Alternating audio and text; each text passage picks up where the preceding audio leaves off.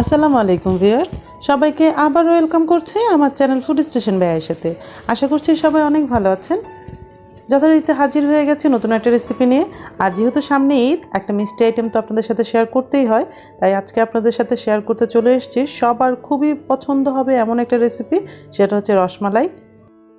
আর এই রসমালাইটা আমি করে দেখাবো পাউডার মিল্ক দিয়ে। চলুন তাহলে রসমালাই বানানো শুরু করি। আমি এখানে 1 কাপ পরিমাণ পাউডার মিল্ক নিয়ে নিয়েছি। এটা যে ফুল ক্রিম হতে হবে এমন না, আপনি ডানুর যে 10 টাকার প্যাকেট পাওয়া যায় ওটার 4 থেকে 5 প্যাকেটেই কিন্তু 1 কাপ হয়ে যায়। তো এর সাথে এখন আমি দিয়ে দিচ্ছি 1 চা চামচের মতো বেকিং পাউডার। দেখতে পেয়েছেন বেকিং পাউডারের পরিমাণটা কিন্তু একদম বরাবর 1 চামচ ছিল। আর দিয়ে দিয়েছি 1/4 চা চামচের মতো এলাচ গুঁড়া। এগুলোকে একটু ভালো মতো মিশিয়ে নিচ্ছে।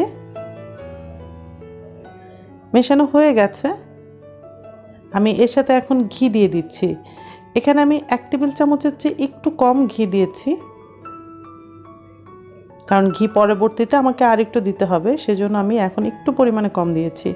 আর এই ঘিটাকে দেখুন আমি কিভাবে হাত দিয়ে আলতো হাতে ডলে ডলে মিশিয়ে নিচ্ছি। এটা একটু সময় নিয়ে ধৈর্য ধরে করতে হবে, তাড়াহুড়া করা যাবে না। ভালো মতো মেশানো হয়ে গেছে। আমি আজকে রসমালাইটা ডিম দিয়ে গুলিয়ে তৈরি করব। এটা কিন্তু দুধ দিয়েও গুলিয়ে করা যায়, তো আমি আজকে ডিমটা ব্যবহার করছি। একটা মিডিয়াম সাইজের রুম টেম্পারেচারে থাকা এক ডিমকে আমি ফেটে নিয়েছি। এখন এই ডিমটা আমি পাউডার মিল্কের যে মিশ্রণটা সে সাথে দিয়ে দিয়েছি, আর ভালো মতো হাত দিয়ে মিশিয়ে একটা ডো তৈরি করে নিচ্ছি। ডোটা কিন্তু প্রথমে একটু স্টিকি স্টিকি মনে হবে, এতে ভয় পাওয়ার কিছুই নেই। দেখুন হাতের মধ্যে লেগে আছে, তো আমি ভালো মতো হাত থেকে কাচিয়ে নিয়ে এটাকে একটু ঢেকে রাখছি। তো এভাবে শ্যালো পেপার দিয়ে ঢাকতে হবে এমন না, যে কোনো কিছু দিয়ে ঢেকে রেখে দিচ্ছি। জাস্ট 5 থেকে 10 মিনিট ঢেকে রাখলেই হবে, এর মধ্যে এটা সেট হয়ে যাবে।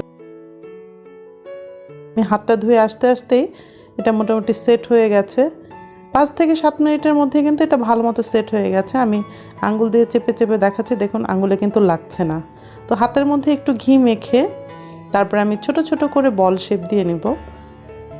আপনার রসমালাইটা যে সাইজে খেতে চাবেন সেই সাইজে করে নেবেন।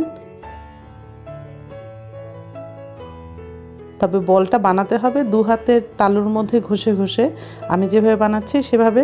আর খেয়াল রাখবেন বলের গায়ে যেন একটু ফাটল না থাকে। দেখুন যেমনটা আমার এই বলগুলোর মধ্যে কোনো ফাটল হয়নি। তো পরিমাণ মতো যতটুকু সাইজ করতে চান সেই পরিমাণের ডো নিয়ে এভাবে করে বল বানিয়ে নেবেন। তা আমি সবগুলো বল বানিয়ে নিয়েছি।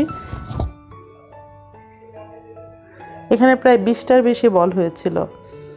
তো এখন এটাকে জাল দিয়ে নেওয়ার পালা। এজন্য আমি এখানে আধা লিটার দুধ নিয়েছি। দুধটা যখন একটু গরম হয়ে এসছে এর সাথে দিয়ে দিচ্ছি চিনি দিয়েছি 1/4 চা চামচ। আর দিচ্ছি 2টো এলাচ। এলাচগুলো একটু মাথা ফাটিয়ে দিয়েছি যাতে করে সুন্দর ফ্লেভার বের হয়। দুধটা ফুটে উঠেছে আর এর মাঝে কিন্তু চিনিটাও গলে গেছে। এখন এর সাথে দিয়ে দিব আগে থেকে যে মিষ্টির বলগুলো তৈরি করে রেখেছি সেগুলো। পাউডার মিল্ক আর ডিম দিয়ে তৈরি করার কারণে এই রসমালাইয়ের মিষ্টিগুলো একটু হলদেটে হয়েছে। তবে যদি ডিমের পরিবর্তে দুধ দিতাম তাহলে এই হলদেটা হতো না। তো এতেও সমস্যা নেই, দেখতে কিন্তু ভালোই হয়েছিল আর খেতে তো অসাধারণ হয়েছিল। এখন চুলার আঁচটা মিডিয়ামে রেখে ঢাকনা দিয়ে আমি এটাকে জাল করব। আর একটু পর পর দেখুন আমি কীভাবে নেড়ে দিচ্ছি। ঢাকনাটা উল্টে নাড়তে হবে না, হাতলটা ধরে একটু নেড়ে দেবো। যখন কিনা দুধটা একদম ফেনা হয়ে উপর পর্যন্ত উঠে এসছে তখন হালকা করে আমি ঢাকনাটা একটু আলগা করে দিয়েছি। 5 মিনিট পর পর আমি হাতল ধরে একটু নেড়ে দিয়েছি। এভাবে আমি প্রায় 20 মিনিটের মতো জাল করেছি। আর চুলার আঁচটা কিন্তু মিডিয়াম থেকে একটু কম ছিল। আর আপনারা নিশ্চয়ই দেখতেই পাচ্ছেন কিভাবে মিষ্টিগুলো ফুলে উঠছে। প্রায় 20 মিনিট জাল করার পরে আমি ঢাকনাটা উল্টে দিয়েছি। আর দেখতেই পাচ্ছেন দুধটা কিন্তু একদম কমে গেছে আর মিষ্টিগুলো কিন্তু ভালো মতো সেদ্ধ হয়ে গেছে। তো এখন এগুলোকে নামিয়ে আমি ঠান্ডা হতে দিয়ে দিয়েছি। মিষ্টিগুলো কিন্তু খুব ভালো মতো সেদ্ধ হয়েছে। এরপর এই রসমালাইয়ের জন্য আমি মালাইটা তৈরি করে নেব। রসমালাইয়ের জন্য মালাই তৈরি করতে এখানে আমি 1 কাপ পরিমাণ ফুল ক্রিম মিল্ক নিয়ে নিয়েছি।